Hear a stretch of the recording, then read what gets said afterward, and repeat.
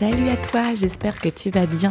On se retrouve pour un épisode aussi profond, bouleversant que joyeux et rempli d'espoir. Sophie nous raconte comment, suite à des difficultés professionnelles et financières, sa vie de famille bascule et son rapport à la nourriture avec. Il va s'en suivre de longues années de boulimie, hyperphagie et orthorexie, passées sous silence total, avant d'entamer un processus de guérison et de fun. Nous passons du rire aux larmes dans cet épisode, alors je suis particulièrement heureuse et émue de te le partager aujourd'hui. Sophie nous montre à quel point tout est possible dans la vie à partir du moment où on prend conscience de ses besoins et que l'on se fait bien accompagner. Si tu te sens en difficulté, surtout ne reste pas seule. Bonne écoute. Bonjour Sophie et bienvenue sur le podcast Techizen. Bonjour Elodie, merci à toi de me recevoir aujourd'hui. Écoute, avec grand plaisir. Ça fait un moment qu'on s'est rencontrés sur Instagram et qu'on a échangé sur diverses choses. Tu as participé à mon sommet virtuel. Enfin, voilà, je pense qu'on aime mutuellement ce qu'on fait et on a bien accroché. Donc, ça a été tout naturellement que je t'ai proposé de participer à cet épisode. Merci à toi pour l'invitation. Est-ce que, en quelques mots, tu peux te présenter pour commencer ? Ouais, donc je m'appelle Sophie Paul. Aujourd'hui, je suis thérapeute, j'utilise différents outils, donc l'hypnose, la sophro, la PNL, l'analyse transactionnelle, plein d'autres outils. Aujourd'hui, j'accompagne principalement les personnes qui souffrent de troubles du comportement alimentaire, qui sont en recherche de perte de poids, même si j'accompagne également sur d'autres thématiques, mais c'est un axe qui devient aujourd'hui de plus en plus présent dans ma pratique. Parce que moi-même, du coup, j'ai eu une petite histoire de troubles du comportement alimentaire avec prise de poids et perte de poids. Et oui, une histoire qui me semble très riche d'enseignements et c'est pour ça que je voulais qu'on prenne un moment pour en parler. On va commencer directement dans le vif du sujet avec cette première question. Tu as grandi dans quel milieu familial ? J'ai grandi, donc j'étais fille unique, j'ai grandi dans un milieu familial, donc avec mon père et avec ma mère. L'un et l'autre, mes deux parents venaient de milieux plutôt populaires. Pas forcément avec beaucoup de moyens financiers. Et voilà, sinon après j'ai vraiment grandi dans une famille aimante avec beaucoup d'ambivalence. Mais j'ai vraiment eu des parents aimants qui ont été là au mieux de ce qu'ils ont pu. Mais voilà, avec aussi certaines défaillances.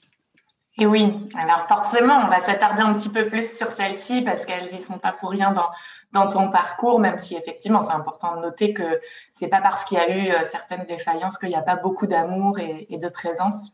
Et justement, tu parles d'ambivalence. Tu me disais que l'une des premières ambivalences, c'est celle de tes parents qui étaient très différents dans l'expression de leurs émotions et qui rapidement t'a fait ressentir une insécurité à ne pas savoir comment exprimer tes besoins.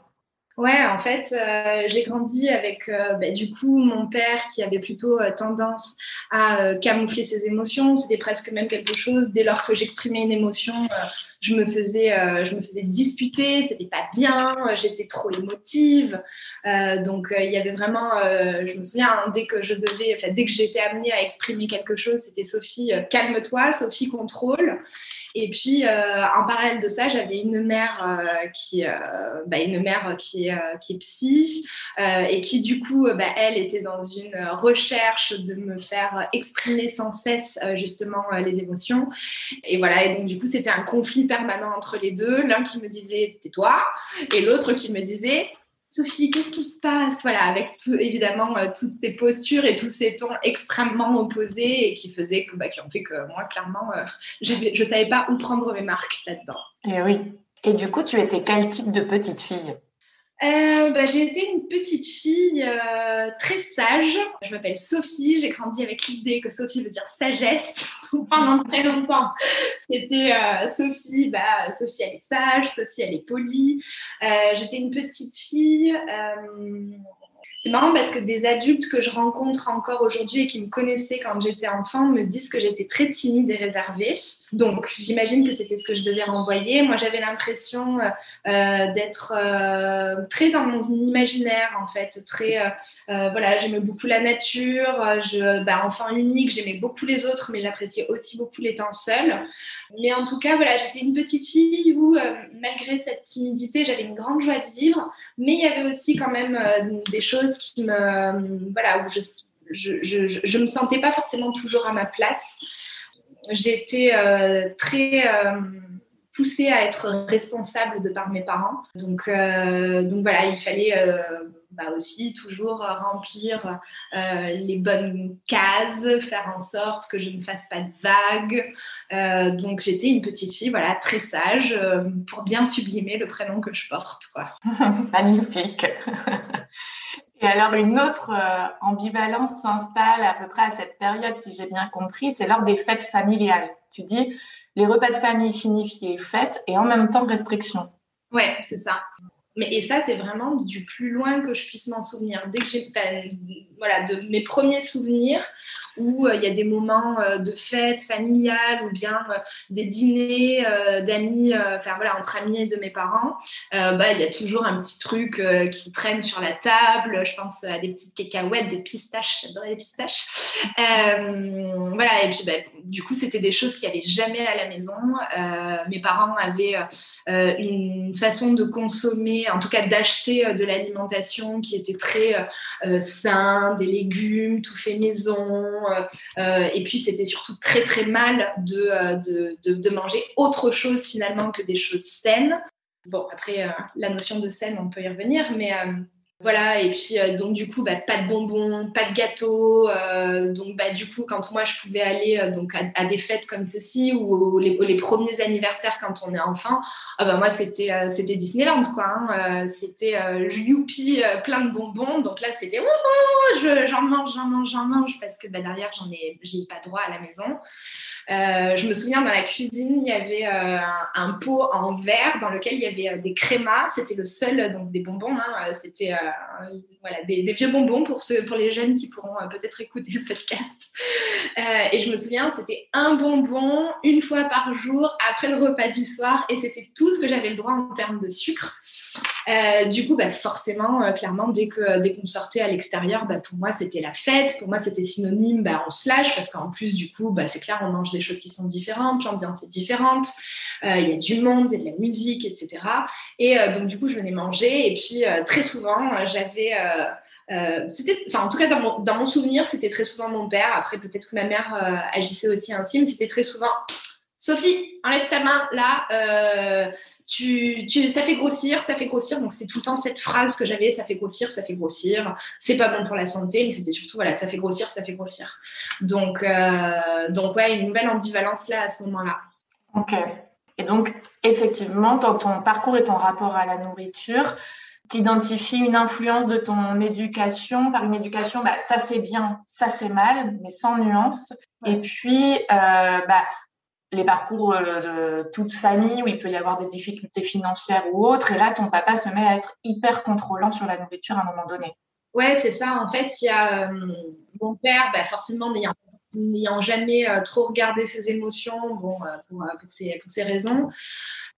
Du coup, au niveau de son vécu, en effet, il venait d'un milieu qui était populaire, où en plus, il y avait eu...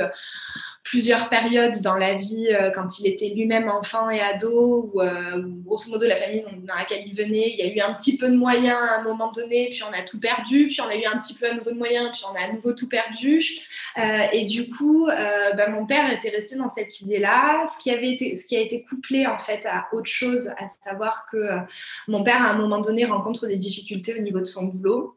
Et en fait, à ce moment-là, donc juste avant ces difficultés qu'il va rencontrer au niveau du boulot, mon père, par le biais de son boulot, justement, se retrouvait à être énormément, à faire être dans des dîners, à être dans des apéros. Donc, il avait pris du poids. Et puis, au moment, il rencontre ces difficultés au niveau du boulot, qui du coup remenacent à nouveau les difficultés financières de la famille, parce que on ne savait pas si il allait pouvoir rester dans l'entreprise dans laquelle il travaillait. Bah là, du coup, il se coupe complètement de l'entreprise. Il se coupe aussi complètement de nous, donc à savoir de ma mère et de moi. Là, c'est-à-dire, je me souviens à l'époque, hein, l'image, elle est dure, mais c'était le fantôme qui rentre. Tellement, en fait, il était là et c'était presque même oppressant, en fait, dans la même pièce que lui, tellement il allait pas bien et ça se dégageait, ça se ressentait. Et en fait, à ce moment-là, il commence à changer du tout au tout en termes de comportement alimentaire. C'est-à-dire que là où c'était un bon vivant, où c'était des plats en sauce, etc., là, d'un coup, c'est complètement l'opposé. On ne mange plus que de la salade. Et ça a été littéralement ça pendant des années et des années et des années. À savoir que le soir, c'était repas salade. Ce qui était à la limite autorisé, c'était un morceau de fromage et un dessert, mais il ne fallait pas se resservir en fromage. Moi, à cette époque-là, je devais avoir, je sais pas, je le jauge comme ça, entre 10 et 15 ans. Il y a un avion qui passe. Entre 10 et 15 ans. Et le truc, c'est que à ce moment-là, tu as besoin de manger, en fait. Tu es en pleine croissance. Du coup, l'alimentation se change complètement. Lui, du coup, devient hyper contrôlant au niveau de l'alimentation. Un régime qui nous impose, du coup, à ma mère et moi. Et en fait, du coup, moi, je me commence à manger de la salade, mais en fait, je sors de table, je crève la dalle, quoi. Enfin, je crève littéralement la dalle. Donc, oui, forcément. Ouais. Et alors, est-ce que c'est à ce moment-là qu'on commence concrètement à se mettre en place un comportement face à la nourriture qui change? En fait, je pense qu'en vrai, je l'ai toujours ressenti parce que tu vois, ce truc que j'évoquais tout à l'heure quant au fait que j'étais gamine et que la nourriture, elle était à la fois, en fait, on l'encensait parce qu'on faisait des énormes repas gargantuesques en termes de bouffe, mais en fait, dès que du coup je voulais manger, c'était non, tu vas grossir. Je pense qu'en fait, ça a toujours été un peu là, mais c'est là où vraiment ça se révèle. Enfin, voilà, adolescente, les émotions deviennent plus intenses, il se passe plus de choses aussi dans la découverte de soi et des autres. Et du coup, plus de questions qui s'amènent, des réponses que j'arrive pas, ou en tout cas des questions et des réponses auxquelles j'arrive pas forcément à trouver d'aide auprès de mes parents. Et en fait, là, en effet, la nourriture devient vraiment une échappatoire. Donc, en fait, je commence à me lever le soir. Ça tombait bien. La chambre de mes parents était à l'étage.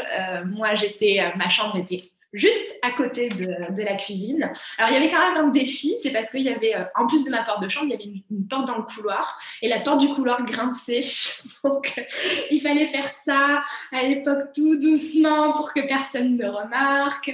C'était à une époque aussi où il n'y avait pas encore les téléphones. Enfin, en tout cas, moi, perso, j'avais pas de téléphone portable. Donc, j'avais pas de lumière, donc j'avais une petite lampe de poche avec laquelle j'allais pour aller discrètement dans les placards commencer à grignoter. Et voilà, et j'étais vraiment dans une démarche, je le cache, quoi, je le cache. Donc, j'allais grappiller un peu partout, dans tout ce qui était possible, en mangeant des trucs qui n'avaient ni queue ni tête en termes de goût, hein, du sucré, du salé. C'était des cornichons, un morceau de fromage, un gâteau, un morceau de chocolat, chocolat noir évidemment, un chocolat au lait n'était évidemment pas autorisé.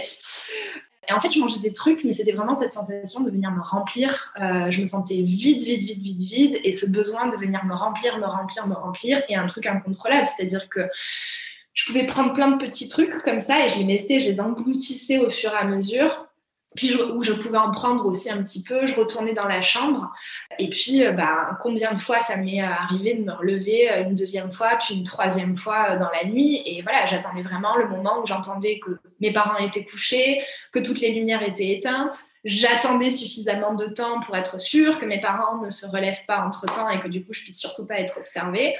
Et voilà. Et en fait, ça a vraiment commencé à devenir un comportement réflexe, en fait.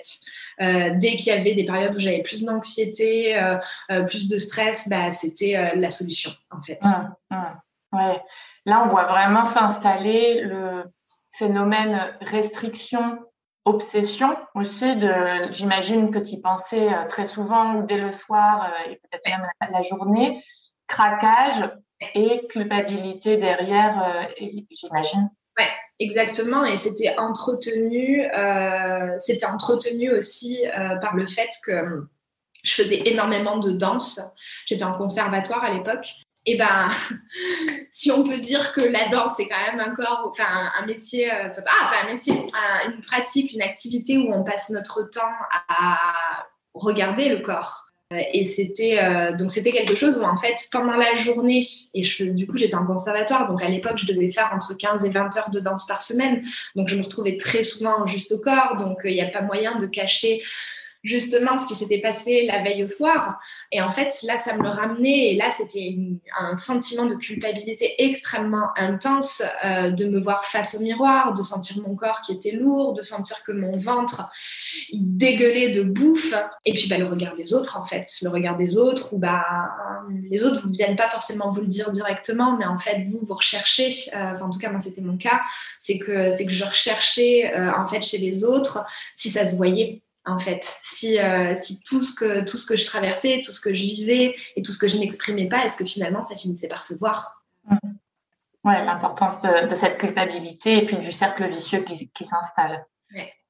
À ce moment-là, un point dans ton histoire que j'ai relevé parce que c'est quelque chose que je peux rencontrer au cabinet, tu m'as dit, quand ça n'allait pas entre mes parents, c'est moi qu'on envoyait voir un psy, ce qui renforçait l'idée que je n'étais pas normale. Ouais. Effectivement, au cabinet, j'ai tendance à recevoir des enfants avec des parents qui sont très exigeants quant au fait qu'ils soient moins anxieux, moins colériques ou qui réparent, entre guillemets, leurs émotions et leurs excès d'émotions quand eux-mêmes, parents, ne font aucun travail sur leur manière eux-mêmes de gérer leurs émotions. Ouais, carrément. En fait, mes parents, je sais qu'il y a toujours eu... comment dire? Je pense qu'il y a toujours eu de la bienveillance entre eux. Maintenant, cette bienveillance, elle était inapropos. C'est-à-dire que, elle était à propos, mais en fait, ils passaient leur temps à me dire si on est ensemble, c'est pour toi. J'ai envie de dire, si mère la responsabilité. On va pas se mentir. Et en plus, du coup, je vois que ça va pas. Ouais, voilà. Je suis un peu responsable aussi de ce qui va pas dans le couple. Exactement. Mes parents, je pense que ça a été à peu près à la même période, en vrai, là. Tu vois, je le réalise maintenant. À peu près à la même période, je dirais. Mes parents commencent à découcher. Et ça a été jusqu'à ce qu'ils se séparent 15 ans plus tard, tu vois. Et je voyais jamais de gestes tendres, etc. C'était toujours, en fait, soit on s'ignore, soit on s'engueule, grosso modo, pour faire court. Ouais. Et j'étais beaucoup plus avec ma mère parce que du coup, mon père s'isolait. Déjà, il avait un boulot qui était très prenant. Et puis, au-delà de ça, il avait plutôt une tendance à s'isoler, à être très solitaire. Là où ma mère, pendant très longtemps, tu vois, je disais, j'ai l'impression que ma mère, en fait, c'est ma meilleure copine. En fait, ma mère, aujourd'hui, avec mon regard d'adulte, en fait, elle a fait comme elle a pu, mais c'est vrai qu'elle a vraiment cherché à venir décharger plein de choses chez moi, me confier énormément de choses par rapport à mon père. Enfin, tu vois, ma mère, grosso modo, je déborde un peu, mais grosso modo, tu vois, sur 2 moments où elle a voulu se séparer de mon père, moi, j'étais en amont pendant 1 mois et demi avant sur toute la stratégie, sur tout ce qui allait se passer. Enfin, voilà, mon père n'était pas au courant et j'étais là le jour de l'annonce. Nous avons décidé. Et voilà. Et en fait, c'est vrai qu'à chaque fois qu'il y a eu des épisodes où comme ça, il y a eu des grosses crises dans le couple, je comprenais pas forcément pourquoi. Alors moi, c'était à chaque fois ma mère qui me disait « mais ça va pas avec ton père ». Donc du coup, elle m'envoyait voir un thérapeute. Donc j'en ai vu en veux-tu en voilà. Mais c'est vrai qu'il y avait toujours ce côté hyper illogique en fait. Oui, ça va pas avec mon père, mais en fait, ce qui va pas, c'est vous, quoi. Enfin, je ressens bien que ce qui va pas, c'est vous, et que si vous, ça allait, en fait, moi, j'en ferais mon affaire après de gérer mon rapport avec mon père. En tout cas, ça aurait été plus simple. Mais c'est vrai que j'ai souvent eu, et tu vois, aujourd'hui, ils sont plus ensemble, mais il y a toujours encore un peu ces petites phrases là de temps en temps où c'est l'autre, c'est la faute de l'autre. Et du coup, voilà, c'est la faute de l'autre. Du coup, c'est la faute de personne. Du coup, c'est beaucoup plus facile d'aller chercher le gosse et puis de lui dire, en effet, allez, va bosser pour nous, et comme ça, on déchargera un peu du stress qu'on ressent, quoi. Moi, il y a quelque chose qui, à titre personnel et dans ma pratique, a changé les choses, c'est quand j'ai compris que c'est effectivement que c'est une stratégie de rejeter la faute sur l'autre ou les autres, mais quand on s'occupe de soi, même si on a l'impression que c'est l'autre le problème ou l'autre qui devrait changer les choses, déjà commençons par soi-même, parce que c'est là où on a un pouvoir d'action et de changement. Et en changeant nous-mêmes, on va changer les choses autour de nous et les autres et amener des prises de conscience. Mais en fait, c'est vraiment effectivement en se transformant soi finalement que les choses vont se transformer ensuite. Ouais, complètement. Et du coup, tu vois, ça me fait penser. Tu vois, mon père, c'était toujours, c'est jamais assez bien. Non, mais tu peux faire mieux. Et ma mère, dans sa représentation, c'est ma chérie, tu es idéale, c'est parfait. Enfin voilà, il y avait tout ce phénomène là d'idéalisation. Et du coup, en fait, c'est vrai que d'être partagée entre ces deux trucs, en fait, c'est vrai que moi, ce que j'en ai compris après en cheminant, c'est en effet que ils pouvaient avoir leur représentation, ils pouvaient avoir leur façon de faire. Mais en fait, c'est vrai que malgré tout, tu vois, même si je dis que mes parents m'ont envoyé, ma mère en l'occurrence m'a envoyé voir des thérapeutes et à des moments où ça n'aurait pas forcément été moi le problème, entre guillemets, c'était plus quelque chose qui était de l'ordre dans le couple. Mais mine de rien, ça m'a ouvert une porte qui a fait qu'à un moment donné où j'étais prête à ça, à comprendre l'intérêt que je pouvais en retirer, ça m'a permis à un moment donné justement de comprendre que le changement, si je voulais qu'il se produise, il avait besoin de partir de moi. Et tu vois, c'est là où en fait, en même temps, d'une certaine manière, si j'exagère, je les déteste du coup de m'avoir amenée en thérapie alors que c'était pas ma faute. Et en même temps, je les remercie énormément parce qu'en fait, sans ça, j'aurais jamais cheminé comme j'ai cheminé sur tellement de plans. Et voilà, et c'est un vrai outil quoi, là, de se faire accompagner. Oui, bien sûr. L'idée, effectivement, c'est pas que c'est pas bien d'emmener son enfant en thérapie ou autre ou voir un professionnel. Au contraire, ça peut énormément lui apporter, l'aider. Mais il ne faut pas tout remettre sur c'est toi qui dois changer les choses ou a un problème de réaction par rapport à ce qui se passe dans la famille. Il faut que tout le monde, du coup, chemine et fasse sa part du travail. Ouais, c'est ça. Alors, à 20 ans, justement, tu consultes et là, premier déclic, tu comprends que tu souffres de TCA, trouble du comportement alimentaire. Exactement. À ce moment-là, j'habite à Paris. J'en peux plus au niveau pro. Au niveau pro, j'étais en train de faire mes études, mais j'avais un rythme qui était très soutenu entre les études et les stages successifs que je pouvais faire. Et j'étais vraiment en détresse à ce moment-là. Vraiment, ça a vraiment été une période qui n'a pas été évidente. Ça a d'autant plus pas été évident parce que j'avais commencé à prendre conscience que je voulais en fait changer la relation que je pouvais avoir avec mon père. Je parlais pas d'alimentation à ce moment-là. Pour moi, j'étais absolument pas normale en fait, tu vois, d'avoir ce rapport avec l'alimentation. Et donc du coup, c'était mon truc à moi, mais j'en parlais pas, je n'avais jamais parlé. Mais en tout cas, par contre, le fait de parler de mon père, voilà, des conflits et de la souffrance que je pouvais en avoir, ça c'était quelque chose dont je pouvais parler assez facilement. Je vais voir au départ quelqu'un par rapport à ça, par rapport à ce trop-plein émotionnel, parce que ça fait peut-être 1 an ou 2 que le peu de fois où je vois mon père, j'essaie en fait de ramener des conversations avec lui, c'est-à-dire de lui dire que la façon dont il me dit que je suis grosse quand on sort de voiture pour aller manger au resto et qu'on n'a même pas encore mangé, en fait, ça passe pas. J'en peux plus. Que ces comportements, voilà, systématiques, c'était quelque chose qui était quasiment quotidien. À ce moment-là, en fait, voilà, j'ai vraiment le besoin de me faire accompagner parce que je trouve plus de solutions avec mon père, parce que j'arrive à un stade où je me dis, en fait, la seule solution, c'est de couper, c'est d'arrêter, donc de partir dans un extrême. Et en fait, du coup, je vais voir quelqu'un pour ça. Oui, parce que je te coupe, mais ce qu'on n'a pas précisé, c'est qu'en plus, donc il y a l'hyper-contrôle sur la nourriture à la maison, mais à un moment donné, tes grignotages, si j'ai bien compris, se voient sur ton poids et ton père, à ce moment-là, te le fait remarquer et donc commence tu es trop grosse, il faut maigrir. Non, mais il y a un moment donné une scène pour moi qui reste emblématique qui reste une scène traumatique en fait à cette période-là. Je suis en pleine adolescence et mon père, je pense qu'en fait mes parents se rendent compte que du coup je prends du poids. Parce que du coup, qui dit que je vais m'empiffrer le soir, je mange bien au-delà de mes sensations de faim et de satiété. Donc en fait, du coup, in fine, forcément, je prends du poids, même si je fais beaucoup de sport.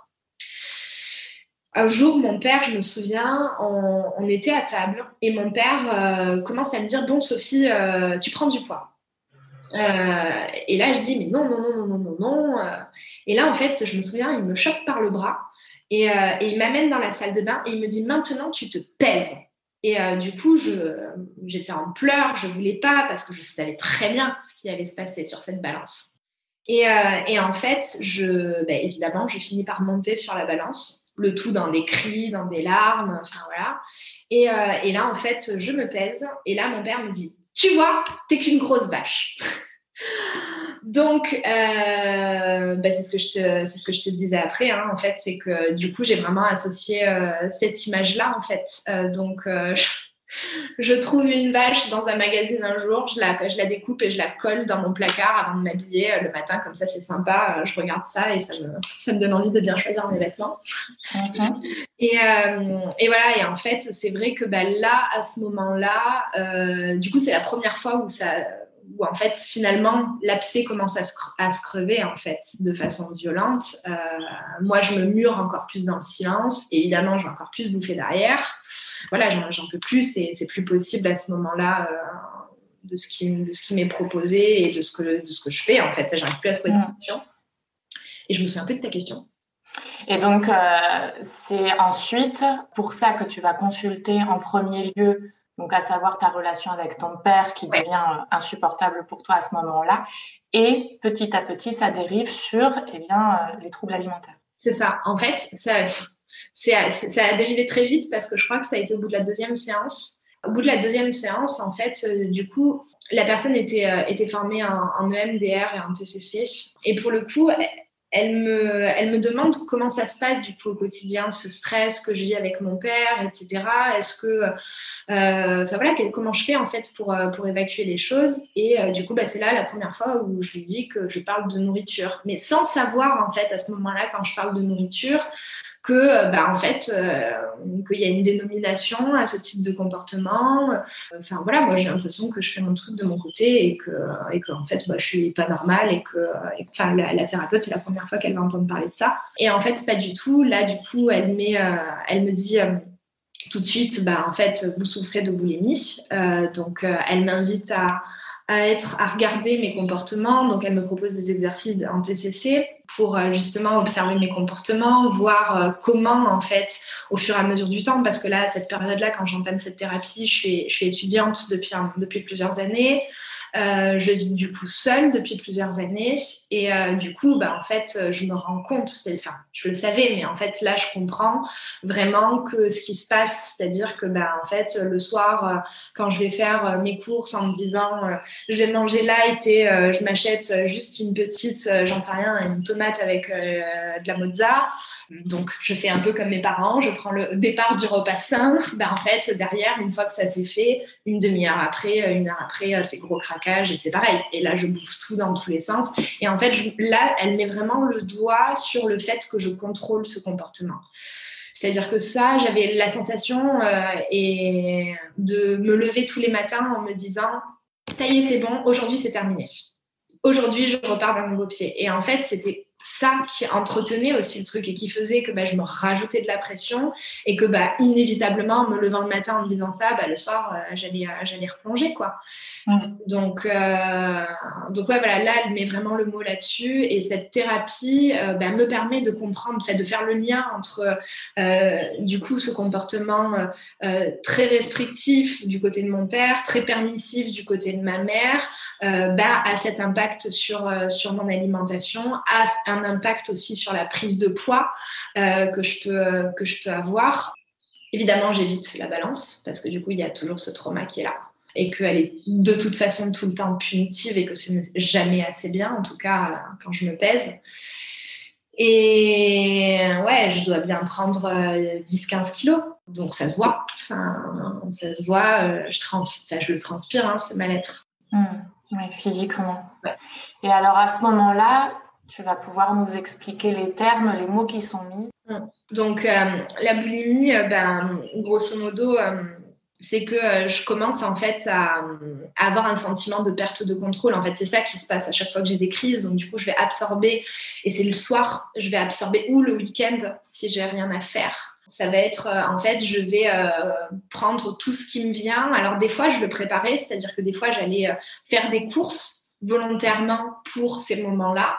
Et d'autres fois, j'étais dans la résistance, non, donc volontairement, je n'achetais rien. Mais du coup, il reste toujours des trucs à la con dans les placards et qui font que ça y passe quand même.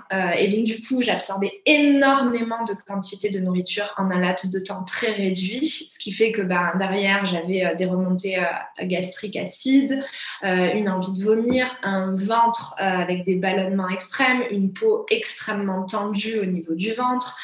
Je me suis rendu compte aussi, et ça beaucoup plus tard, je me suis rendu compte aussi qu'en fait, ça m'avait généré de l'apnée du sommeil, un inconfort incroyable pour dormir, parce que va dormir quand forcément. Là. On conseille plutôt de manger léger avant de dormir. Ouais, c'est ça. C'était tout l'opposé. Donc voilà, donc du coup, je commence à mettre en place des comportements de boulimie où, pour le coup, derrière, je viens mettre des éléments compensatoires, ce qui va le différencier de l'hyperphagie. Du coup, là, en fait, je vais me dire, du coup, allez, je fais beaucoup de sport. Ou alors, le lendemain, et pendant 2-3 jours, j'arrive à tenir, je mange quasi rien. En me disant, je vais perdre comme ça le poids que j'ai pris dans ces excès de crise de boulimie.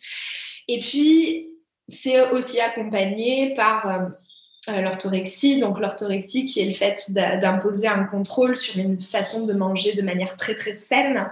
Donc, en choisissant des aliments qui sont vraiment bons pour la santé, etc. En étant obsessionnel, en fait, par rapport au choix des aliments qu'on va ingérer. Et en fait, j'alterne, mais les phases durent jamais plus de 2-3 jours. En fait, je passe de l'un à l'autre, je bascule de l'un à l'autre et je trouve pas de solution qui m'apaise, en fait. Ok. Et un quatrième élément, c'est le contrôle au niveau du sport. Ouais. En fait, là, tu vois, en fait, je me suis arrêtée quand je commence à faire mes études. Je monte à Paris, j'ai pas de fric et du coup, j'ai clairement pas les moyens en fait pour continuer à faire de la danse qui du coup était le contrepoids qui permettait l'équilibre pour que les choses se voient pas trop. C'est-à-dire que si cette prise de poids, elle s'est faite à ce moment-là et pas plus tôt, c'est parce qu'en fait, jusqu'ici, il y avait les 15-20 heures de danse par semaine qui faisaient que du coup, ça se voyait pas. Mais en fait, en réalité, pourquoi ça arrive plus tard, cette prise de poids? C'est parce qu'à un moment donné, j'arrête le sport. Donc, j'arrête le sport, inévitablement. Du coup, je bouffe et ça se voit. Et donc, du coup, qui dit que ça a été une solution pour moi qui a fonctionné à un moment donné de pratiquer du sport pour camoufler, du coup, ces troubles de l'anxiété par le biais de l'alimentation, fait qu'à un moment donné, je me dis, allez, on refait du sport. Mais en fait, c'est aussi le sport, ça ouvre l'appétit. Donc, en fait, derrière, tu fais du sport, mais en fait, du coup, tu as envie de manger. Et quand tu as un rapport qui est malsain entre guillemets avec la nourriture, en fait tu y vas encore plus en fait. Et en réalité, au plus je faisais de sport, au plus je cherchais à ramener du contrôle, au plus je faisais de crise et au plus je prenais de poids. Donc c'était évidemment le serpent qui se mordait la queue, quoi. Et oui, ouais, il se met en place ce cercle vicieux. Donc tu comprends à ce moment-là que tu n'as pas le contrôle sur ce cercle vicieux, il y a de l'incontrôle par rapport à ces crises ou choses comme ça, mais par contre que tu entretiens le cercle vicieux de par le comportement de restriction, traquage, culpabilité. Ouais, c'est ça. Qu'est-ce qui t'aide à t'en sortir concrètement ? Je pense vraiment le premier truc et qui est vraiment le conseil en tout cas de mon vécu, le truc qui m'a le plus délivré, ça a été quand j'étais accompagnée par cette psy. Là, pour la première fois, du coup, je mets un mot sur ce qui se passe. Et du coup, pour la première fois, j'ai des mots pour expliquer ce que je vis. Du coup, j'en parle pour la première fois. Et là, tu vois, voilà, j'ai l'émotion qui arrive. Mais là, pour la première fois, j'en parle.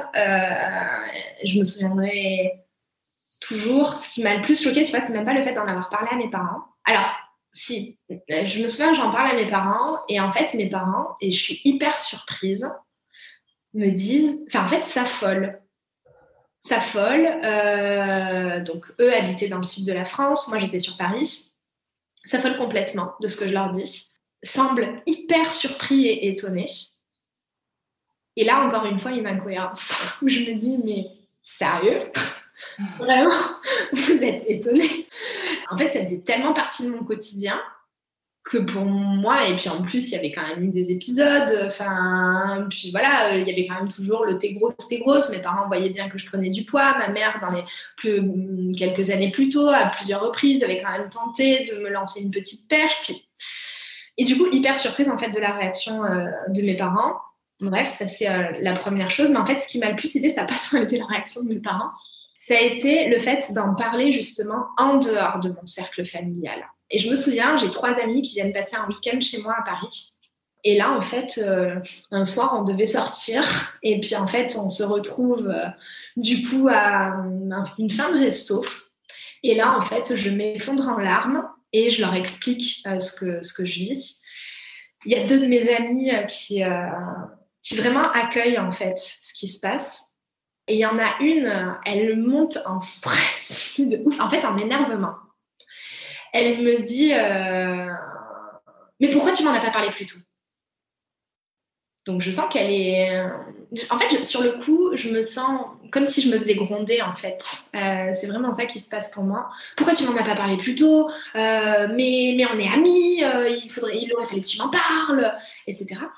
Et là, en fait, vient se renforcer en moi à la fois un sentiment de culpabilité et en même temps un ferme ta gueule. Un ferme ta gueule parce qu'en fait, là, moi, je sais ce qui m'en coûte là de le dire pour la première fois, ce putain de truc, de dire que toutes ces années où on se retrouvait le soir quand on était plus jeune, etc., moi, je vous avais pas dit, mais j'étais passée au domac avant parce qu'en fait, j'avais bouffé de la salade et que du coup, je faisais mine de rien, que j'arrivais de chez mes parents et en fait, j'étais passée au domac parce que je crevais la dalle et que j'avais un besoin de bouffer à ma faim. Et en fait, là, il y a juste un ta gueule. Ta gueule, tu me fais chier en fait. Et ça pète complètement avec cette copine-là à ce moment-là.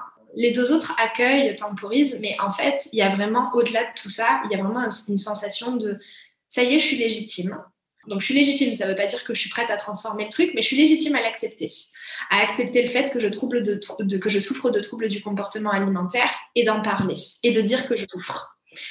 Et en fait, là, à ce moment-là, ça a été un vrai soulagement. C'est-à-dire que pour moi, il y a vraiment eu, tu vois, ce moment, je m'en souviens très bien, on a fini jusqu'à je sais pas quelle heure, on a dû prendre un taxi pour rentrer parce qu'il n'y avait plus de transport et qu'on était en pleine nuit sur un banc, moi à moitié en pleurs, ça hurlait de tous les côtés. Mais voilà, en fait, ce moment, il a été vraiment révélateur pour moi et il l'a été d'autant plus, et c'est pour ça que vraiment j'insiste sur le fait, en tout cas dans mon vécu et dans ma façon, moi, de pouvoir avancer, cheminer, c'est qu'en fait, d'en avoir parlé là m'a autorisée à le refaire par la suite. Et en fait, j'en ai parlé, évidemment, je suis allée voir les personnes avec lesquelles je pouvais me sentir le plus en confiance et tu vois, ça se faisait un peu en mode... Et toi, quand tu manges, enfin, tu vois, genre, je pose la question de façon un peu déguisée. Et en fait, là, une autre de mes amies me dit, mais Sophie, oui, moi, ça m'arrive de manger, en fait, dès que je m'ennuie ou quand je suis triste ou quoi. Et elle me dit ça, mais d'une normalité. Et là, je me dis, mais elle est sérieuse. Moi, je souffre, je me dis que c'est pas normal, que je vais pas bien, etc. Et elle me dit ça comme si elle m'avait dit qu'elle était allée poster une lettre aujourd'hui, quoi. Et là, en fait, pareil, quoi. Du coup, là, je m'autorise à lui dire à ce moment-là, en fait, moi, ça me fait vachement souffrir, enfin, voilà. Mais du coup, progressivement, je comprends qu'en fait, le comportement que j'ai ne fait pas de moi quelqu'un d'anormal, bien au contraire, plein d'autres personnes ont ce type de comportement pour décharger une anxiété ou un stress. Et en fait, là s'opère vraiment une autre représentation des troubles du comportement alimentaire. Il y a quelque chose vraiment qui switch à ce moment-là. Et pour la petite anecdote, cette amie qui du coup a réagi de façon extrêmement violente, j'apprendrai plus tard, plusieurs années plus tard, qu'elle-même souffrait justement de troubles du comportement alimentaire. Et du coup, plus tard, j'ai beaucoup mieux compris sa réaction. Ouais. D'accord. Donc, bien sûr que souvent, c'est ce qui enferme dans le silence, c'est la peur de l'incompréhension des proches ou de la réaction des proches. D'abord, on voit que la majorité du temps, soit c'est bien accueilli, soit ça permet de réaliser soi-même certaines choses. Et puis d'autres fois, peut-être qu'il y a des mauvaises réactions, mais elles peuvent aussi s'expliquer. Exactement. Okay. Donc, la première chose, mettre des mots dessus, Ouais. en parler autour de soi, se libérer sur le sujet. Ouais. Et ensuite, il y a différents déclics. Alors, il y a tout ton parcours qui te permet d'aller dans l'acceptation des émotions, définir un nouveau rapport à la nourriture, apprendre à s'affirmer aussi dans tes choix. Tu me dis, au plus je me choisis, dans les choix d'études, professionnelles, loisirs, en parler, etc., au plus ça devient simple. Ouais. Ouais, ça c'est incroyable. Enfin, en fait, à partir du moment où j'arrête de faire les choses pour les autres, allez, la deuxième petite vague émotionnelle. Ouais, en fait, je sais pas ce qui, je sais pas. En vrai, je sais pas s'il y a un élément déclencheur, s'il y a un déclic, si c'est. En fait, je pense que tout ça, c'est une accumulation de plein de petites autorisations comme celle-ci que je viens d'évoquer, où en fait, je commence à me dire que je peux faire mes choix. Et mes choix, ça peut être, j'en sais rien, m'acheter ce vêtement-là qui me fait plaisir à moi et qui correspond pas forcément à ce que je suppose qu'on attend de moi. C'est peut-être dire aussi parfois fuck, j'ai envie de rester chez moi alors qu'il y a une soirée à l'époque où je suis invitée. Je pense que c'est une accumulation de plein de petites choses comme ça où à un moment donné, en fait, je commence à décider les choses pour moi, je commence à m'affirmer. Pareil, voilà, c'est vrai qu'au niveau des études, je fais des pauses dans mes études pour partir à l'étranger parce que j'ai envie de ça. Et du coup, je me donne les moyens parce qu'évidemment, vu que je suis en train de faire quelque chose par lequel je ne suis pas soutenue par mes parents, je m'engage en fait pour moi. C'est-à-dire que quand je dis je m'engage, c'est-à-dire que je veux partir à l'étranger, ok, je fais une pause dans mes études, je vais bosser en fait. Vous voulez pas m'aider, c'est pas grave. Moi, je crois suffisamment en ce qui me paraît bon pour moi et ça me fait suffisamment de bien de me dire que je taffe pour ça. Pour pouvoir partir. Et donc, en fait, voilà, je crois qu'il y a plusieurs déclics comme ça qui me permettent de pouvoir choisir au niveau du boulot aussi. Par la suite, quand je finis mes études, j'ai une super opportunité dans la boîte dans laquelle je suis à ce moment-là d'évolution parce qu'il y a une fusion sur la boîte. Enfin voilà, grosso modo, Sophie reste, on a besoin de toi et en l'occurrence dans le cadre de cette fusion. Et puis en fait, là, mais non, en fait. Non, en fait, je trime là depuis X temps. J'en ai marre, en fait, de me faire passer après les autres, après cette boîte. J'en ai marre de me retrouver épuisée. Donc, en fait, non, je me casse, en fait. Et je pense qu'il y a plein de trucs comme ça. Et tu vois, mes parents, la comprennent pas, mais je m'en fous que vous compreniez pas, en fait. Je me casse. Et voilà. Et en fait, je pense qu'il y a eu toute une accumulation comme ça qui a fait que, au fur et à mesure, j'ai pris davantage confiance en moi. J'ai appris aussi parce qu'avec l'âge, à la période où j'étais adolescente, je découvrais l'intensité de mes émotions. Là, je commençais à m'y familiariser aussi un peu plus. Et au fur et à mesure, j'ai moins besoin de manger, en fait. C'est ça qui se passe. C'est-à-dire qu'au plus je m'affirme, au plus je me choisis, au plus c'est simple, au plus, du coup, je me sens bien. Et du coup, au moins, la nourriture est nécessaire. Alors oui, il y a toujours des crises de boulimie, il y a toujours de l'orthorexie, mais ça va être sur des moments plus restreints. La crise, elle va pouvoir être très intense, ça va pouvoir durer vraiment un bon paquet de temps, mais c'est plus aussi automatique. C'est plus le truc où c'est sûr et certain que ça va revenir tous les soirs. Il y a quelque chose qui s'apaise progressivement et qui fait que du coup, voilà, une autre option commence à émerger progressivement. Ok. Et là, il y a 2 autres déclics ensuite qui t'aident dans ton parcours. Le premier, c'est après avoir passé plusieurs mois à l'IT, tu comprends qu'en fait, ton image du corps est faussée. Ouais.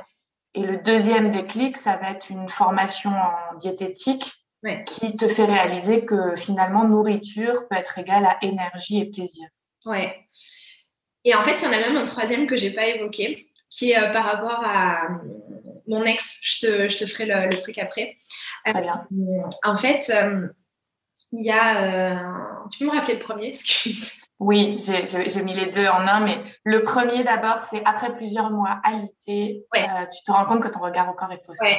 En fait, au moment où je me casse de ce job, je redescends dans le sud avec pour projet, qui est un projet que je préparais en réalité depuis 1 an et demi, 2 ans, de partir à l'étranger pendant plusieurs mois.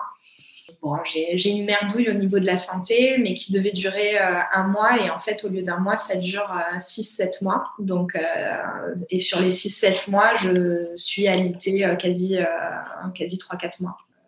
En fait, là, du coup, je suis à ce moment-là dans un comportement d'orthorexie. Donc, c'est-à-dire que je suis vraiment vu que je suis alitée, il faut que je contrôle parce que du coup, là, je ne peux pas bouger. Donc, du coup, je mesure vraiment ce que je mange. C'est-à-dire que là, ça part loin. C'est-à-dire que je mesure à la petite cuillère la quantité d'huile d'olive que je vais mettre pour faire cuire le truc, tu vois. Je prends plaisir à cuisiner, etc., parce que c'est un truc que j'adore, mais en même temps, c'est toujours dans le contrôle. Et puis, la vinaigrette, je vais, si je mange une salade, la vinaigrette, c'est en mode, je vais en mettre une cuillère à café, alors qu'en réalité, pour que ça ait du goût, il faut que tu en mettes 3-4, tu vois. Enfin, et donc, voilà, donc je mesure tout, parce qu'en fait, j'ai l'impression d'être énorme, parce que j'ai peur d'être encore plus grosse que ce que je me vois et dans ce que je ressens. Et que je suis pas hyper bien. Enfin, je suis alitée, c'est pas le top. J'avais pour projet de partir en voyage, il y a tout qui est repoussé. C'est à nouveau hyper conflictuel avec mon père, parce qu'il y a des paliers, évidemment. Tout ne se résout pas en une conversation. Et en fait, là, du coup, un jour, je me pèse. Donc, la balance était devenue vraiment le truc à abattre. Donc, j'en avais pas, ou c'était très loin de moi. Et là, j'étais chez ma mère, je me pèse. Et là, mais stupéfaction, c'est-à-dire que je me souviens complètement de la scène, tu vois, c'est un peu... J'ai parlé tout à l'heure de la scène de la balance, il y a la scène de la balance, le retour. Et en fait, là, je suis stupéfaite par le chiffre qui est marqué, parce que en fait, je fais donc à ce moment-là, je dois avoir 25, 26 ans, et je fais le poids de quand j'en avais 14, 15 ans. Donc, je suis hyper mince, en fait. Pas beaucoup. Je suis très, très, très mince. Et en fait, je me voyais énorme. 2 secondes avant, mais vraiment 2 secondes avant, je me voyais énorme. Je me pèse. Je me souviens, la première réaction, ça a été, je retire tous mes vêtements et je vais devant un miroir. Et là, en fait, je me regarde. Et c'est comme si, en fait, mon regard commence à switcher. Je commence à, en fait, vraiment me voir telle que je suis à ce moment-là. Là, il y a un déclic où je me dis, Sophie, maintenant, fais-toi plaisir, en fait, quand tu manges. Fais-toi plaisir. Et en fait, là, je commence à être dans cette recherche-là, de me faire plaisir, que la nourriture redevienne ça. Du coup, la journée même, je vais dans une pâtisserie, chose qui était plus permis pour moi depuis plusieurs mois. Je vais dans une pâtisserie et je vais m'acheter, je sais plus ce que c'était, mais c'était une pâtisserie au chocolat, je me souviens. Et en fait, là, je prends le temps, je m'installe, il n'y a rien, il n'y a pas d'écran, il n'y a pas de téléphone, tout ça. Et en fait, là, je prends le temps vraiment de manger cette pâtisserie et j'ai l'impression, en fait, de découvrir le goût pour la première fois, en fait. C'est ouf. Et en fait, là, je me rends compte progressivement, dans les mois qui suivent, que, en fait, au plus je ramène du plaisir, au plus, en fait, l'alimentation devient une copine et non plus une ennemie. Et voilà, il y a les mois, les années passent. J'ai de temps en temps, malgré tout, des périodes où je vais un peu moins bien. C'est ma béquille. Donc, du coup, dans ces cas-là, j'y retourne. Et puis, première fois où j'ai une relation amoureuse engageante avec quelqu'un qui exprime très bien, enfin en tout cas qui me permet vraiment d'exprimer en toute sécurité mes émotions et qui me permet en même temps, en fait, qui me fait confiance. Qui me fait confiance et qui au-delà de me faire confiance, me répète, mais tu es normal, tu es normal, tu es normal, tu es normal. Et du coup, à ce moment-là, il y a des moments où ça m'énerve, en fait, où je suis hyper en colère du fait qu'il me dise ça. Et d'autres moments où, en fait, il me voit telle que je suis, en fait, et du coup, sans tous ces filtres. Et du coup, en fait, je me rends compte au fur et à mesure du temps que j'ai plus envie d'aller dans la nourriture, que j'ai plus besoin, en fait, que je me sens juste bien. Et du coup, en fait, je commence par me dire, ça y est, en fait, c'est arrivé. Et, et voilà. Et du coup, c'est une putain de libération, en fait. Parce qu'en plus, du coup, c'est la première fois que j'ai une relation amoureuse engageante où, du coup, je me dis, mais je peux même, en fait, être moi et parler, en fait, de ça, de ce qui m'a fait le plus souffrir, vraiment, sans filtre. Et je peux même le transformer en étant aimée, en fait, du coup, parce que dans le fond, c'était que ça, ce qui faisait que j'en parlais pas, c'était la peur de ne pas être aimée, la peur d'être rejetée, etc. Et voilà. Et du coup, ça marque vraiment, vraiment, vraiment un tournant. On se sépare. On se sépare. Donc là, au moment où on se sépare, en fait, il y a eu... j'en ai peut-être refait quelques-unes, mais ça a été quasi rien, finalement. Là où je me disais, en fait, si j'en fais plus, c'est parce qu'il est là. Enfin, voilà. Et puis, en fait, pas du tout. Pas du tout. Voilà. Si sur l'année où on s'est séparés, après s'être séparés, c'est arrivé 10 fois, c'est le bout du monde. Mais en fait, le truc, c'est que ça a complètement switché entre temps. C'est qu'en fait, maintenant, quand ça arrive, je suis plus en mode j'ai pas le droit. C'est-à-dire que là, à ce moment-là, maintenant, je me dis ok, je stresse. C'est ça qui est en train de se passer là. Donc en fait, pour stresser, pour évacuer mon stress, je pourrais faire du yoga, je pourrais aller méditer, je pourrais aller marcher, j'ai pas envie. Merde, j'ai envie de bouffer. Et en fait, là, du coup, il y a vraiment ce truc qui switch à ce moment-là, tu vois. Je me souviens même sur la fin où j'étais avec lui, il y a aussi un autre truc assez significatif pour moi, c'est que j'arrête de sortir dans le mécanisme de faut finir ton assiette. Et je me souviens que d'ailleurs, il y a des moments où il me dit, mais tu fais chier là, t'as combien de yaourts ouverts dans la porte du frigo? Mais parce que, en fait, j'avais juste envie du goût du yaourt à la fin, je prenais une cuillère, c'était bon, j'avais plus faim en fait. Et donc, du coup, il y a vraiment ce truc où je sors des automatismes dans lesquels je pouvais être avant. La nourriture redevient un truc de plaisir, un truc, oui, parfois compensatoire aussi, qui me permet de me ramener de l'apaisement. Mais du coup, ce que je constate aussi, c'est que je m'arrête hyper rapidement, en fait. Que je fais plus des excès de nourriture, qu'il y a plus ce truc le lendemain avec lequel je me lève. Il faut que ça change, aujourd'hui, il faut pas que tu manges. Voilà. Il y a vraiment plus ce truc-là, tu vois. Et en fait, à ma grande surprise, je prends pas de poids quand je me sépare de lui, parce qu'évidemment, du coup, c'était l'idée derrière. Et donc, en effet, moi, j'arrive à ce déclic je suis thérapeute entre-temps, j'ai fait une reconversion, machin. Et en fait, il y a énormément de personnes qui viennent à moi pour des troubles du comportement alimentaire. Ouais, surprise. Et là, je me dis, bon, ok, c'est cool, mais je sens qu'il me manque des éléments diététiques, nutritionnels, en fait. Et du coup, je me forme auprès de Émilie Fumé pour apporter, du coup, cette partie-là au niveau de ma compréhension et du coup de ma capacité à pouvoir mieux accompagner de façon plus complète. Et en fait, là, c'est la confirmation parce que je comprends dans le corps la façon dont l'alimentation vient se métaboliser dans le corps. En fait, là, je comprends véritablement ok, en fait, la nourriture, c'est quoi? C'est du carburant pour avoir de l'énergie et du plaisir. Et c'est tout. Et en fait, je comprends là, à ce moment-là, ce qui se passe quand j'ai faim. Je comprends ce qui se passe quand, quand j'ai ma première sensation de faim. Ça signifie simplement que je viens de finir de digérer mon repas précédent. Ça ne veut pas dire que j'ai vraiment faim. Donc, en fait, je commence à comprendre aussi comment faire pour avoir un poids mince avec lequel je suis bien, en fait, au-delà d'être mince, je m'en fous en réalité, mais c'est simplement être bien avec mon corps. Je commence à comprendre comment ça se passe. Évidemment, au milieu de tout ça, j'ai continué de me faire accompagner sur plein de choses dans ma vie qui, du coup, ont levé les stress, ont levé les points de blocage. Et du coup, tout ça fait que, du coup, je suis prête à accueillir, à comprendre ce qui se passe au niveau du corps. Et ça, c'est le vrai dernier déclic en date qui, pour moi, me permet de comprendre, mais surtout me permet d'accompagner. Et en fait, tu vois, quand tu m'as proposé le podcast, je me suis dit, putain, mais c'est génial, en fait. C'est tellement génial de pouvoir faire profiter à d'autres ce par quoi je suis passée.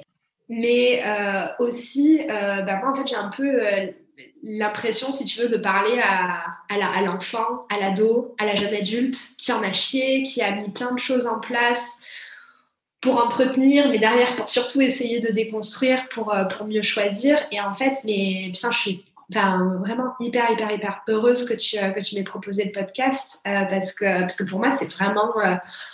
je suis vraiment fière, en fait, aujourd'hui, du coup, tu vois, de pouvoir parler de ça. Et du coup, au niveau de cette compréhension, c'est aussi, tu vois, là, aujourd'hui, quand j'accompagne, je commence toujours par un volet diététique. On ne fait jamais plus que ça au départ.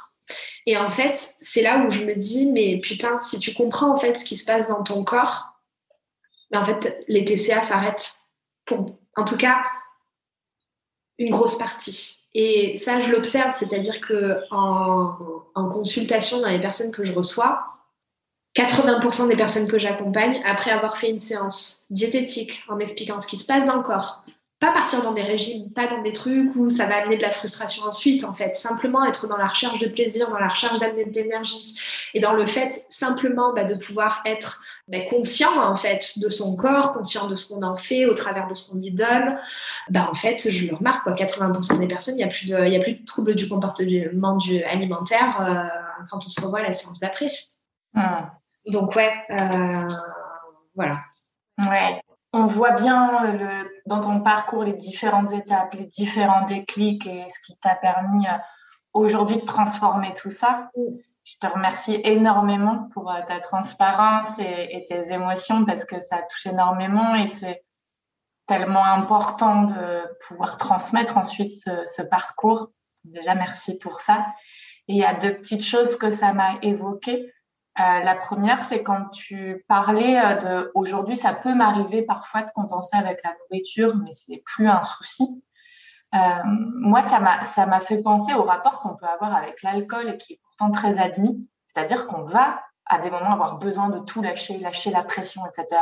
Boire avec excès éventuellement, ou boire en tout cas, même jusqu'à avoir la gueule de bois le lendemain. Et c'est hyper admis pour tout le monde. À partir du moment où il n'y a pas une addiction et quelque chose de malsain avec ça, c'est hyper admis. Et donc, ça m'a fait penser à cette relation-là avec la nourriture que tu as aujourd'hui. Ouais, carrément. Et ce que je dis, c'est souvent que l'alimentation, c'est un truc qui, entre guillemets, t'a permis de ne pas devenir dépressif. En ce sens que c'est ta béquille, en fait. Et que tu as des béquilles, en effet. Si on prend l'exemple de l'alcool, en effet, l'alcool, c'est hyper admis. Si on prend l'exemple de il y a 20 ans de ça... la clope, c'était hyper admis. Aujourd'hui, ça l'est beaucoup moins. Si on prend le pétard, c'est pareil. En fait, si tu mets la clope avec le pétard en face, le pétard, c'est absolument pas autorisé. Là où la clope l'est. En fait, tout ça, il y a des espèces de gradations de ce qui sont permis ou pas. Pourquoi ? Parce que c'est légal, parce que du coup, il y a entre guillemets une éthique ou pas religieuse et culturelle derrière, etc. Mais en fait, moi, j'ai envie de dire aujourd'hui... il y en a des gens pour qui c'est le sport et du coup c'est hyper admis aussi. En fait, c'est en même temps tu trouves bien la béquille que tu peux au moment où tu en as besoin et que c'est ok en fait. Et que c'est simplement apprendre, à mon sens, à comprendre ce qui se passe, mettre de la conscience pour faire en sorte de pouvoir sortir de ce mécanisme de je subis et davantage choisir. Et c'est ok en fait, c'est ok d'avoir envie de picoler un verre de vin ou autre en plus à la fin de ta soirée parce que tu as passé une semaine de merde, etc. Maintenant, ce qui peut être cool, c'est que tu boives ton verre de vin là maintenant et que demain matin ou demain dans la journée, tu te poses la question pourquoi tu l'as bu ce verre. Et répondre à ce besoin. Exactement. Au passage. Exactement. Mais ouais, moi, je trouve ça, enfin, finalement, d'une certaine manière, tu vois, je trouve ça, entre guillemets, sain. Enfin, en tout cas, quand on arrive à y mettre de la conscience, je trouve ça sain. Enfin, mieux vaut finalement évacuer le stress plutôt que de le garder. L'idée, c'est de remettre de la conscience là-dedans, comme tu le dis. C'est-à-dire qu'on a besoin de ce type de comportement, et puis il faut vivre, voilà. Ouais. Mais effectivement, que ce soit pas quelque chose qui permet...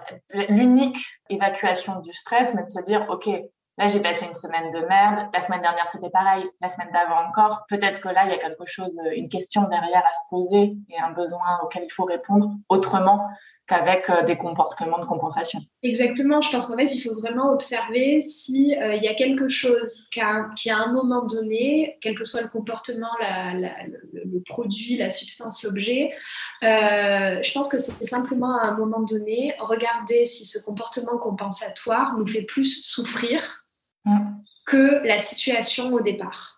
Et si ça nous fait plus souffrir et que ça devient répétitif, je pense que c'est vraiment là où c'est nécessaire d'aller se faire accompagner, si on n'arrive pas soi-même à prendre le recul nécessaire. Mais c'est OK, en fait. Enfin, c'est des indicateurs. Enfin, c'est comme quand t'es claqué parce que t'as pas fait gaffe, t'as lésiné sur ton sommeil pendant X temps et puis tu te retrouves, t'es claqué à la fin et puis tu bouffes davantage et puis du coup, j'en sais rien, tu rajoutes toujours des choses comme si du coup c'était comme ça que t'allais retrouver de l'énergie.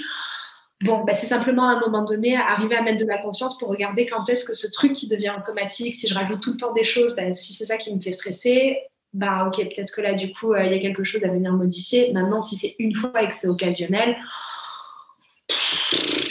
ça va, on n'a pas besoin d'être des moines non plus, quoi. Enfin... Tout à fait. Au contraire, en fond, le trop plein de restrictions. Bon, on va terminer avec les 2 dernières questions, parce que je pourrais encore rester des heures. J'en ai plein d'autres, mais on a déjà dépassé le temps. La deuxième chose que je voulais aborder, c'était qu'est-ce que ça a renforcé ou fragilisé chez toi tout ce parcours? Ça a fragilisé la dépendance que je pouvais avoir vis-à-vis des autres. Quant au fait que les autres étaient ceux qui me donnaient la direction ou pas à prendre dans ma vie. Et ça m'a donné une confiance, une force, une joie de vivre, une envie de me dire que... Enfin, c'est pas une envie de me dire parce que c'est ce que j'expérimente dans ma vie, c'est qu'en fait, tout est possible. Tout est possible à partir du moment où on en prend conscience, où on a envie de changer et où on s'y engage. Ça va pas changer forcément en une semaine, mais quand on continue d'avancer, quand on comprend pourquoi on le fait, quand on se rappelle de ce que ça nous apporte, quand on remarque, et tu vois, c'est ça là vraiment pour moi aussi aujourd'hui d'un point de vue très personnel de ce podcast, c'est qu'en fait, ta proposition et mon intervention aujourd'hui me fait me rendre compte aussi de mon évolution. Même si j'en ai conscience, mais le fait aussi là de revenir sur toutes ces choses, de tous ces éléments, de toutes ces étapes, me fait clairement me dire cool, en fait, ça en vaut la peine. Donc en fait, quelle que soit la détresse que les personnes qui peuvent nous écouter peuvent ressentir, en fait, c'est possible. Hein. C'est vraiment possible. Restez pas seul. Faites-vous accompagner. Parlez-en autour de vous dans la façon qui est la plus juste pour vous, avec les personnes avec qui vous vous sentez à l'aise, de la manière et au rythme où c'est possible pour vous. Mais en fait, c'est vraiment possible d'avancer. Mais ça peut prendre du temps ou pas. Chacun son rythme. Et puis, c'est aussi de comprendre que il y a des moments où on est prêt à faire évoluer les choses. Il y a des moments où il y a d'autres choses qui sont prioritaires et c'est pas ce qui est le plus important.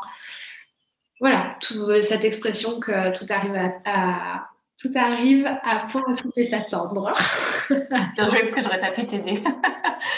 Mais, en tout cas, du coup, effectivement, à son rythme et chaque petit pas compte, quoi. Ça, c'est important. Ouais. Alors, pour terminer, que fais-tu aujourd'hui et où est-ce qu'on peut te retrouver? Ce que je fais aujourd'hui, je vis ma vie. Je crois que c'est le premier truc que je fais. Je la kiffe. En tout cas, je fais en sorte d'y ramener le plus de kiff possible. Je suis, si je dois donner une réponse très française, on se définit par ce qu'on fait en termes de métier. Je suis hypnothérapeute, sophrologue, je fais du Reiki aussi. Je suis à Villeneuve-les-Avignon, donc à côté d'Avignon, dans le Gard. Voilà, j'accompagne en visio et également en présentiel. Et voilà, je kiffe. C'est le principal. Et donc, on te retrouve sur Instagram, yes. Sophie Paul-hypnose. Merci parce que je le connais pas. J'ai chanté direct. Ok. Bon, est-ce que il y a quelque chose qu'on n'aurait pas évoqué que tu aurais envie de dire? Moi, je te remercie vraiment pour l'invitation, pour en fait, du coup, ce que tu mets en place, parce que je sais qu'il y a tout un tas de thématiques que tu vas amener dans ton podcast. Tu donnes aussi beaucoup de contenu sur ton compte Insta. Donc, je te remercie parce que c'est des démarches que tout le monde n'a pas. Et pourtant, Dieu sait que beaucoup de gens en ont besoin et que tu fais ça avec la joie, avec l'envie et que ça se sent, que ça transparaisse là. Merci à toi, c'est moi qui suis émue du coup sur cette podcast. Beaucoup d'émotions dans ce podcast. Vraiment, merci à toi aussi pour ta vulnérabilité et ta transparence. Je pense que tout ça, voilà, ça compte ce qu'on fait et c'est important. Donc, merci. Et puis, ça ne fait que commencer toute cette route du kiff. Yes, exactement. Cette continuation. Merci à toi aussi. Bye. Merci d'avoir écouté cet épisode jusqu'au bout. Si vous appréciez ce programme, n'hésitez pas à le soutenir de manière totalement gratuite, en le partageant autour de vous, en vous abonnant et en laissant un avis. Je vous dis à très vite pour une vie plus zen au quotidien.